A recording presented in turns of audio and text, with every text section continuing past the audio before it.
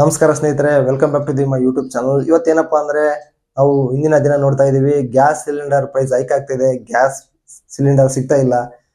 Social ಮೀಡಿಯಾಗಳಲ್ಲಿ ನೋಡ್ತಿರ್ಬೋದು, ಜನರು gas cylinder ಇಂದ ಸೌದೆ ಒಲೆ ಕಡೆ ಹೋಗ್ತಾ ಇದ್ದಾರೆ.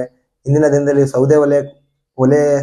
ಸೌದೆ ಸಹ ಸಿಗ್ತಾ ಇಲ್ಲ. ಈ ಒಂದು ಪ್ರಾಬ್ಲಮ್ ಯಾಕೆ ಆಗ್ತಾ ಇದೆ, ಇದಕ್ಕೆ ಮೇನ್ ರೀಸನ್ ಏನಪ್ಪಾ ಅಂತ ನೋಡೋಣ. ಇದರಿಂದ ನಮ್ಮ ಇಂಡಿಯಾದ ಮೇಲೆ ಯಾವ ರೀತಿ ಎಫೆಕ್ಟ್ ಬೀಳುತ್ತೆ ಅಂತ ನೋಡೋಣ. ಇದರ ಗ್ಲೋಬಲ್ ಲಿಂಕ್ ಸಹ ನೋಡೋಣ. ಈ ಗ್ಲೋಬಲ್ ಲಿಂಕ್ ಏನಪ್ಪಾ ಅಂತ ನೋಡೋಣ. ಈ ಪ್ರೆಸೆಂಟ್ ದಿನಮಾನದಲ್ಲಿ ನೋಡ್ತಿರ್ಬೋದು, ಇಂಟರ್ನ್ಯಾಷನಲ್ ವಾರ್ ಆಗ್ತಾ ಇದೆ. ನೋಡ್ತಿರ್ಬೋದು, ಇರಾನ್ ಮತ್ತು USA ಇಸ್ರೇಲ್ ನಡುವೆ ಇಂಟರ್ನ್ಯಾಷನಲ್ ವಾರ್ ಆಗ್ತಾ ಇದೆ. ನಮ್ಮ ಇಂಡಿಯಾ ಏನಪ್ಪಾ ಅಂದ್ರೆ 60 to 65%, ಅಂದ್ರೆ ನಾವು ಬಿಸ್ನೆಸ್ ಸ್ಟ್ಯಾಂಡರ್ಡ್ ಒಂದು ವರದಿ ಪ್ರಕಾರ ಹೇಳ್ತಿದ್ದೀನಿ, 60 ಇಂದ 65% ನಮ್ಮ ಇಂಡಿಯಾ ಏನ್ ಮಾಡುತ್ತೆ, LPG ಗ್ಯಾಸ್ ಅನ್ನ ಆಮದು ಮಾಡಿಕೊಳ್ಳುತ್ತೆ. ಅದು ಮೋಸ್ಟ್ಲಿ ಮಧ್ಯಪ್ರಾಚ್ಯ ಕಂಟ್ರಿಗಳಿಂದ ಬರುತ್ತೆ, ಅಂದ್ರೆ ಮಧ್ಯ ದೇಶದ ಪ್ರದೇಶಗಳಿಂದ ಬರುತ್ತೆ. ಅದು ಆಗಿರ್ಬೋದು ಇರಾನ್ ಆಗಿರ್ಬೋದು, ಕುವೈತ್, ಸೌದಿ ಅರೇಬಿಯಾ, UAE, ಈ ಒಂದು ಕಂಟ್ರಿಗಳಿಂದ ನಮ್ಮ ದೇಶ 60 ಇಂದ 65% ಒಂದು ಇಂಧನವನ್ನು ಆಮದು ಮಾಡಿಕೊಳ್ಳುತ್ತೆ ಅಂತ ನಾನು ಬಿಸ್ನೆಸ್ ಸ್ಟ್ಯಾಂಡರ್ಡ್ ವರದಿಯಿಂದ ಹೇಳ್ತಾ ಇದ್ದೀನಿ. ಈ ಎಲ್ಲಾ ಟ್ಯಾಂಕರ್ಗಳು ಏನ್ ಮಾಡ್ತಾವಪ್ಪ ಅಂದ್ರೆ, ಒಂದು ಇರಾನ್ನ ಹರ್ಮುಜ್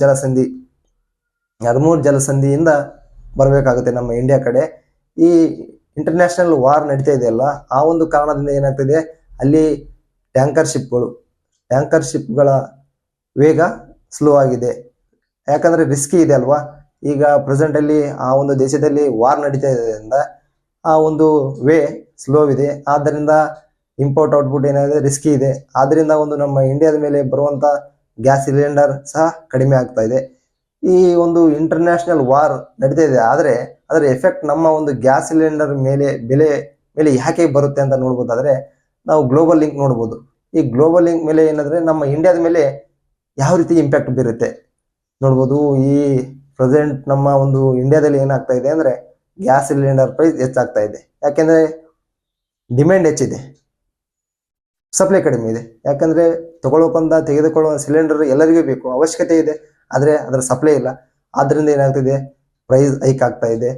ಹೋಟೆಲ್ ಆಗಿರ್ಬೋದು, ರೆಸ್ಟೋರೆಂಟ್ ಆಗಿರ್ಬೋದು, ಅಲ್ಲಿ ಏನಾಗ್ತಿದೆ, ಗ್ಯಾಸ್ ಶಾರ್ಟೇಜ್ ಆಗ್ತಿದೆ. ಯಾಕಪ್ಪ ಅಂದ್ರೆ ಅಲ್ಲಿ ಡೈಲಿ ಯೂಸ್ ಮಾಡ್ತಾರೆ.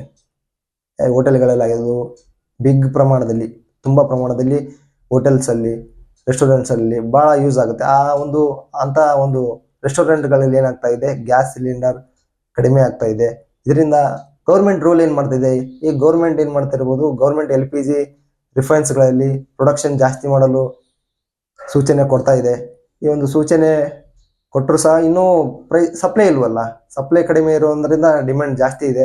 ಈಗಿನ ನೋಡ್ತಿರ್ಬೋದು ಸೋಷಿಯಲ್ ಮೀಡಿಯಾದಲ್ಲಿ ಜನರು ಗ್ಯಾಸ್ ಇಂದ ಸೌದೆ ಒಲೆ ಕಡೆ ಮರಳಿ ಹೋಗ್ತಿರುವಂತ ವಿಡಿಯೋಗಳನ್ನ ಹರಿದಾಡ್ತೇವೆ, ನೋಡ್ತಿರ್ಬೋದು ನೀವು. ಈ ಒಂದು ಏನಾಗುತ್ತೆ, ವರ್ಲ್ಡ್ ಪೊಲಿಟಿಕ್ಸ್ ಅಂದ್ರೆ ಜಾಗತಿಕ ರಾಜಕೀಯ ನಡೆದ್ರೆ ಅದರ ಎಫೆಕ್ಟ್ ನಮ್ಮ ಕಿಚನ್ಗೆ ಡೈರೆಕ್ಟ್ ಬರುತ್ತೆ ಎಂಬುದು ಇದನ್ನ ನೋಡ್ಬೋದು. ಇದನ್ನ ಎಕನಾಮಿಕ್ಸ್ ಅಲ್ಲಿ ಚೈನ್ ರಿಫ್ಲೆಕ್ಷನ್ ಅಂತ ಹೇಳ್ತೀವಿ. ಅಂದ್ರೆ ಒಂದು ಸೆಕ್ಟರ್ಗೆ ಏನಾದರೂ ಪರಿಣಾಮ ಬೀರಿದ್ರೆ ಅದಕ್ಕೆ ಹೊಂದಿಕೊಂಡಂತ ಹಲವಾರು ಸೆಕ್ಟರ್ಗಳಿಗೆ ಇದು ಪರಿಣಾಮ ಬೀರುತ್ತೆ ಅಂತ ಒಂದು ಅರ್ಥ ಅಂತ ನೋಡ್ಬೋದು.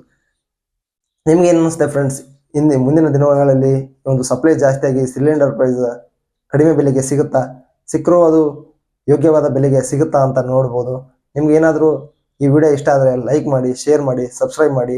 ಅದೇ ರೀತಿ ಈ ಒಂದು ಸಿಲಿಂಡರ್ ಪ್ರೈಸ್ ನಿಮ್ಮ ಒಂದು ಡಿಸ್ಟಿಕ್ ಅಲ್ಲಿ ಆಗಿರ್ಬೋದು, ನಿಮ್ಮ ತಾಲೂಕಲ್ಲಿ ಆಗಿರ್ಬೋದು, ನಿಮ್ಮ ಊರಲ್ಲಿ ಯಾವ ಒಂದು ಯಾವ ಒಂದು ಬೆಲೆಗೆ ಸಿಗ್ತಾ ಇದೆ ಅಂತ ಕಮೆಂಟ್ ಮಾಡೋದನ್ನ ಮರಿಬೇಡಿ ಅಂತ ಹೇಳ್ತಾ, ಥ್ಯಾಂಕ್ ಯು ಸೋ ಮಚ್.